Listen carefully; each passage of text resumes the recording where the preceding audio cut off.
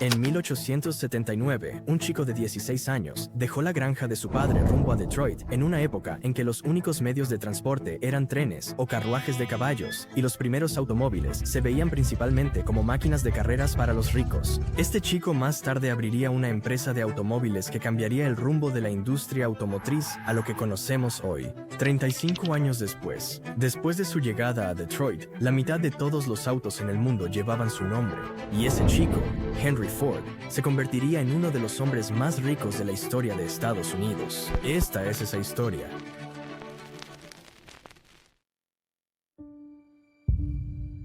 Henry Ford nació en la granja de su padre el 30 de julio de 1863, en lo que ahora es Dearborn, Michigan. Su padre, William Ford, poseía una granja donde toda la familia vivía y trabajaba, y siendo el hijo mayor de 6 hijos, se esperaba que Henry se hiciera cargo del negocio familiar. Sin embargo, él no era nada como su padre, y nunca estuvo interesado en su negocio.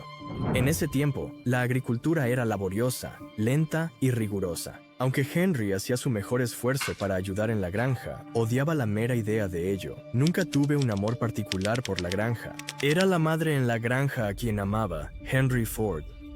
Como la mayoría de los niños de su edad, a Henry no le gustaba ir a la escuela y nunca pasó del 8º grado. Prefería aprender las cosas a su manera y desde joven se interesó mucho en la mecánica. Esta curiosidad por las máquinas lo llevó a estudiar cada pieza de maquinaria que encontraba. A los 12 años, su padre le regaló un reloj de bolsillo y después de jugar con sus movimientos, aprendió a desarmarlo y volverlo a armar en cuestión de minutos, así como los relojes de sus amigos y familiares. Más tarde ganó una reputación como reparador de relojes y comenzó a arreglar relojes para la gente del vecindario. Cuando Henry cumplió 13 años, se encontró con una máquina de vapor por primera vez en su vida durante una excursión escolar a una de las empresas de Detroit, y fue entonces cuando su pasión por la mecánica se convirtió en una obsesión, y durante los siguientes años se convirtió en su nuevo pasatiempo. Para cuando tenía 15 años, había construido su primera máquina de vapor.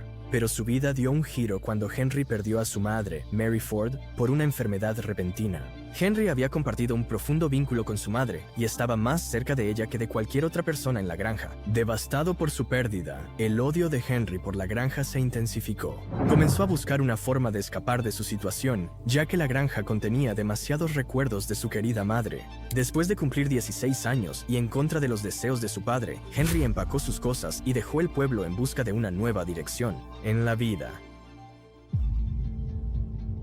En ese momento, Detroit se estaba convirtiendo rápidamente en una ciudad industrial gracias a la máquina de vapor, y la ciudad estaba hambrienta de jóvenes ingenieros en busca de trabajo. Fue aquí en Detroit, donde Henry se sumergiría de lleno en reinventarse, aprendiendo todo lo que había que saber sobre máquinas. Consiguió un trabajo en una empresa de fabricación de tranvías conocida como Michigan Car Company Works. Desafortunadamente, Henry fue despedido solo 6 días después de comenzar. Después de estar desempleado por un tiempo, encontró un trabajo como aprendiz en el taller de máquinas James Flower & Brothers, donde ganaba $2.60 por semana. Pero no era suficiente para cubrir su renta, así que Henry hizo buen uso de su obsesión de la infancia. Encontró un trabajo nocturno como joyero, limpiando y reparando relojes, 6 horas por noche y 6 días a la semana por $3 semanales. A pesar de juntar tantos trabajos para llegar a fin de mes, Henry aún estudiaba y experimentaba con máquinas siempre que tenía tiempo libre. En 1882, cuando cumplió 19 años, Henry Ford decidió regresar a casa en Michigan. Todavía odiaba la agricultura, así que hizo muy poco trabajo allí y pasó la mayor parte de su tiempo jugando y experimentando con las máquinas que encontraba en la granja. Afortunadamente, su padre había comprado una máquina de vapor portátil, que rápidamente se había convertido en una norma entre los agricultores. Henry pasó la mayor parte de su tiempo con esta máquina y se volvió tan bueno con ella que un vecino en la granja de su padre le pagó $3 para operar su máquina de vapor por él. Y desde allí, el talento y el don de Ford para las máquinas se extendieron por todo Michigan. La fama del talento de Henry llegó al representante del distrito de la Westinghouse Engine Company de Schenectady desde Nueva York, y así la compañía lo contrató. El trabajo de Henry era viajar por el sur de Michigan, instalando y dando servicio a los motores de tractor de vapor Westinghouse. En el año 1885, Henry conoció a Clara Jane Bryant en una fiesta de Nochevieja y se comprometió. Al año siguiente, como regalo de bodas, el padre de Henry le dio a su hijo 40 acres de tierra. Pero en lugar de convertirlo en una granja, Henry tenía otras ideas. En 1891, Henry y Clara se mudaron a un pequeño apartamento en Detroit. Por esa época, Henry se encontró con una revista británica y aprendió sobre el motor de gas. Este motor de gas estaba siendo producido en pequeñas cantidades por un ingeniero alemán llamado Nikolaus Otto y era muy diferente y mucho más eficiente que los motores de vapor.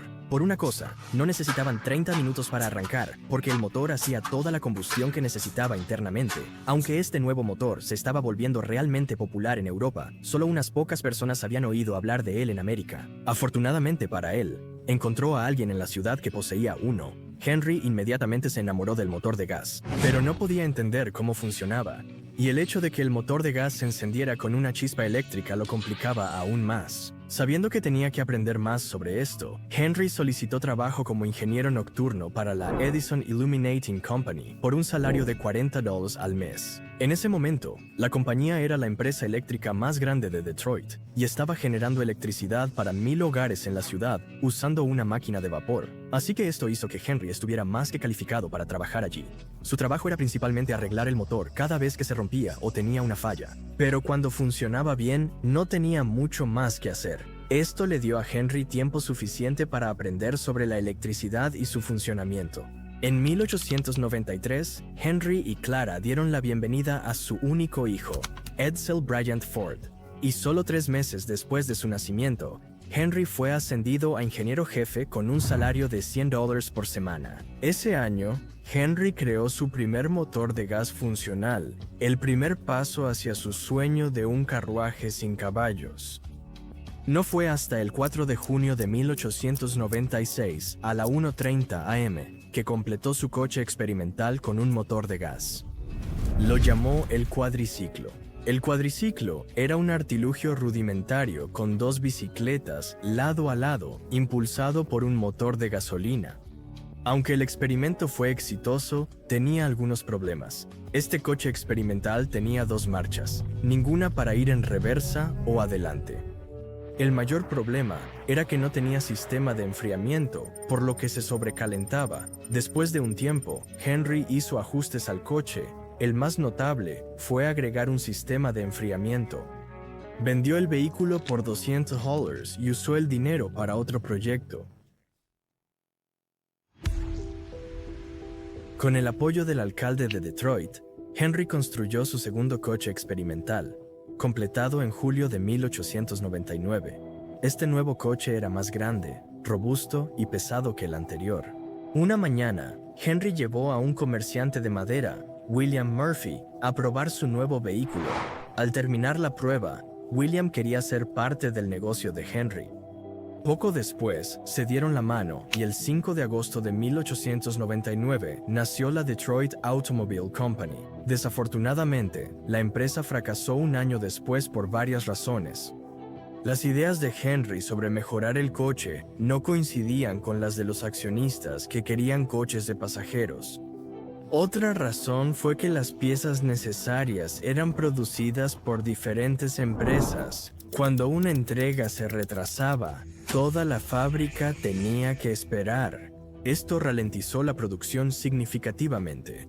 Su primer coche, el carro de reparto, tardó 6 meses en hacerse. Solo se hicieron 20 durante los 2 años de la primera entrega de la empresa. Como resultado, Henry fue despedido. Aunque su primera empresa fracasó, se mantuvo optimista. El fracaso es simplemente la oportunidad de comenzar de nuevo, más inteligentemente. Henry se sintió aliviado al ser despedido, menos presión y podía enfocarse en otras cosas. Decidió centrarse en coches de carreras. La razón era simple. Los coches de carreras eran un deporte popular en EEUU y Henry quería mostrar sus coches y calidad. A pesar de conocer a personas populares, pocos invertirían en sus ideas. Después de lo que pasó con la Detroit Automobile Company, el coche de carreras de Ford venció al de Alexander Winton y al piloto nacional Grosse Pointe. El vehículo de 26 caballos de Henry fue el tema de la ciudad. Esa popularidad dio a los inversores la confianza para respaldar a Henry nuevamente. El resultado fue el nacimiento de la Ford Motor Company, con Henry como ingeniero jefe. No mucho después, la posición de Henry estaba en peligro. Henry seguía haciendo coches de carreras, lo que enfureció a sus inversores. Querían coches de pasajeros para vender a las masas. Trajeron a Henry Martin Leland para hacer su voluntad. Ford se molestó y dejó la empresa. En su autobiografía, Henry dijo: "Renuncié, decidido a no volver a estar bajo órdenes". Henry Leland siguió los deseos de sus inversores y creó lo que hoy conocemos como Cadillac. Con Henry Ford fuera, la empresa cambió de Ford Motor Company a Cadillac Motor Company. Henry y Tom Cooper siguieron construyendo coches de carreras. En 1902, produjeron el Ford 999, un coche de 80 caballos conducido por Barney Oldfield, un ex ciclista. Superando el coche de Winton en 1904, el nuevo coche de Henry rompió récords estadounidenses, conduciendo a 91.4 mph. Con estos récords, Henry se estableció como el mejor diseñador de coches de carreras de EUU. Con esa reputación, sabía que tendría respaldo de inversores para su tercera empresa.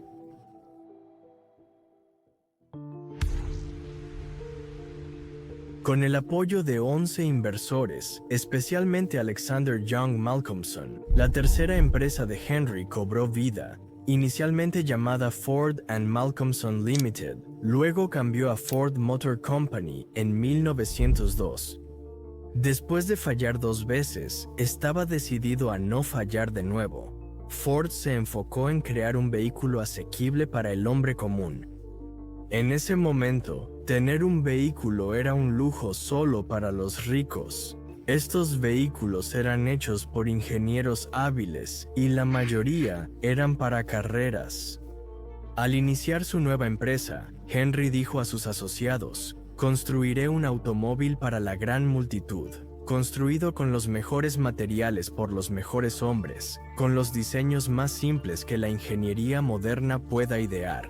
Tan bajo en precio que ningún hombre con un buen salario será incapaz de tener uno". Ford tenía un talento para identificar y atraer a los talentos más brillantes del negocio. Contrató a muchos jóvenes impresionantes que compartían y creían en su visión. En cuanto al diseño del auto, Henry hizo más de 20 antes de lograr uno que finalmente funcionara. Lo llamó el modelo A. Durante los siguientes 5 años, Henry siguió mejorando el modelo A, al que siguió el modelo N. Pero en esos 5 años, lo que realmente cambió no fueron las mejoras de sus diseños, sino cómo se estaban haciendo. Una de las cosas que Henry aprendió de sus negocios fallidos fue la importancia de tener un fabricante responsable de suministrar la mayoría de las piezas que necesitaba para construir sus autos, y así encontró un taller mecánico en Detroit para hacer precisamente eso. Un día, durante un viaje a Chicago, Henry presenció el concepto de la línea de ensamblaje en un matadero, y fue entonces cuando se le ocurrió una idea brillante. Si pudiera incorporar la misma idea en la construcción de sus autos, podría hacer más autos en un día. Verás, en ese momento, Ford y muchos otros fabricantes de autos ensamblaban un auto a la vez y la producción era lenta.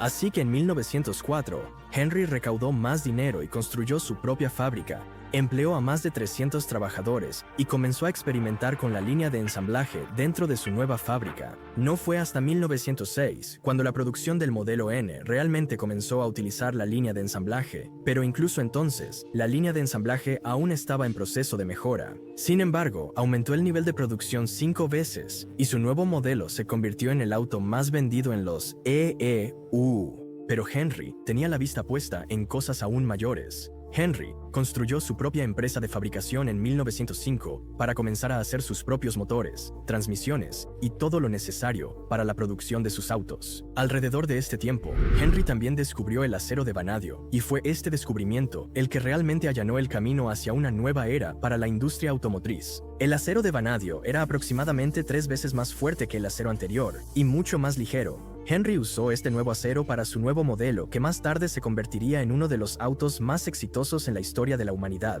el modelo T. Un negocio absolutamente dedicado al servicio solo tendrá una preocupación, que serán embarazosamente grandes. Henry Ford soñaba con hacer automóviles para el hombre común y para el uso diario, y el modelo T fue la respuesta a ese sueño. Cuando se lanzó por primera vez, fue uno de los autos más caros que Henry había hecho. El precio del modelo T se fijó en $850, lo que sería algo así como $21,000 en la moneda actual. Pero a pesar de su precio, rápidamente se convirtió en un favorito en los EUU.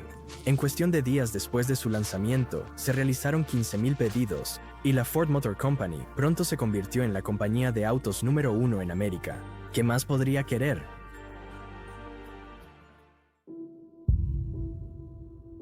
Henry se dio cuenta de que necesitaba una fábrica más grande para producir más de 100 modelos T al día, y así, en 1910, construyó una nueva planta en Highland Park, Michigan.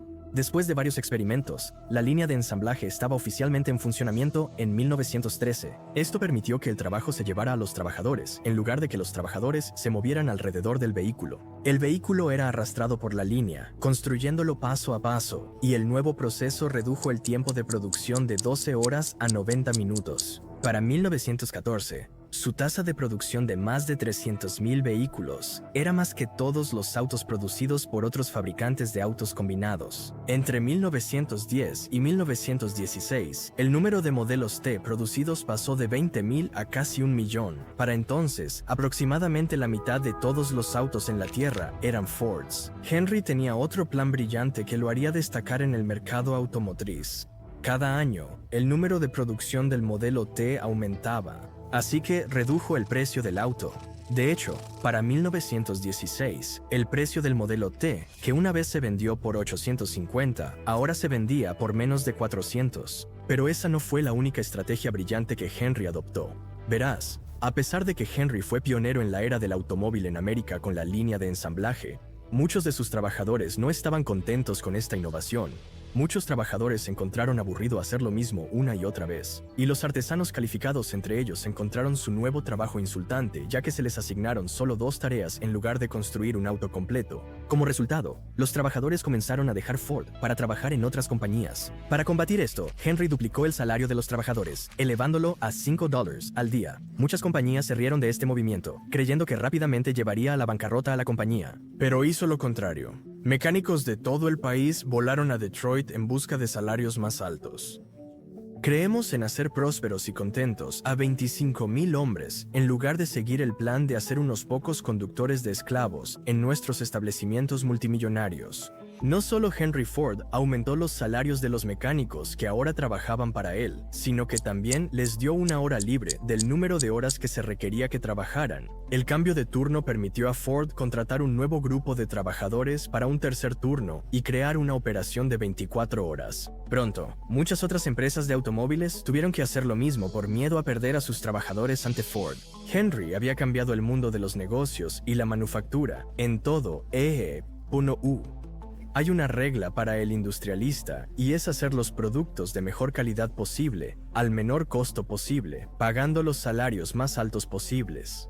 En 1919, Henry Ford se cansó de la interferencia de otros inversores en la compañía y decidió comprarlos a todos. El resultado fue varios millonarios en Detroit, pero también hizo a Henry Ford el único dueño de la compañía de automóviles más grande del mundo. Más tarde, Henry nombró a Edsel Ford, su hijo de 26 años, presidente de su empresa, pero fue Henry quien realmente dirigía el espectáculo. Sin embargo, el poder absoluto sobre la empresa tenía un precio que ni el hombre más rico de América podía ignorar. Henry seguía creyendo que el modelo T era el auto que la mayoría de la gente quería. Ignoró la creciente popularidad de los autos más caros pero elegantes y cómodos como Chevrolet. Siendo el hombre terco y obstinado que era, se negó a escuchar a otros ejecutivos de Ford, o incluso a su propio hijo Edsel, cuando decían que era hora de un nuevo modelo. A finales de la década de 1920, Henry ya no podía ignorar las cifras de ventas en declive, así que finalmente decidió cerrar la línea de ensamblaje del modelo T y comenzó a diseñar un auto completamente nuevo. El nuevo modelo A fue lanzado en 1927, pero este nuevo auto ya no se producía en Highland Park, sino en una fábrica más grande a lo largo del río Rogue en Michigan. En su nueva fábrica, Henry quería incluir todos los pasos involucrados en el proceso de fabricación, desde el refinamiento de materias primas hasta el ensamblaje final del automóvil, lo cual logró. Se convirtió en la fábrica más grande del mundo, fabricando acero, vidrio, llantas y otros componentes que se usaban para construir los autos. Sin embargo, el control unipersonal de Ford sobre la toma de decisiones ya no era la fórmula para el éxito, y para 1936, Ford Motor Company había caído al tercer lugar en el mercado estadounidense detrás de General Motors y la corporación Chrysler. Incluso con el último diseño innovador de Henry del motor V8, no fue suficiente. Las cosas solo fueron de mal en peor, y con el auge de la Gran Depresión, Ford se vio obligado a despedir trabajadores y bajar sus tarifas. En 1943, el hijo de Henry murió de cáncer de estómago, y así continuó dirigiendo la empresa por 2 años más antes de entregar el control de Ford Motor Company a su nieto, Henry II. Henry se retiró a su finca y luego murió de una hemorragia cerebral el 7 de abril de 1947. La vida es una serie de experiencias, cada una de las cuales nos hace más brillantes, más grandes, aunque a veces es difícil darse cuenta de esto, porque el mundo fue construido para desarrollar el carácter, y debemos aprender que los contratiempos y penas que soportamos nos ayudan a seguir adelante. Hoy, Ford Motor Co. tiene una capitalización de mercado de alrededor de 70,000 millones y sigue siendo una de las compañías de autos más grandes del mundo. Gracias a todos por ver. Asegúrate de darle like al video y suscribirte si te gustó. Hasta la próxima.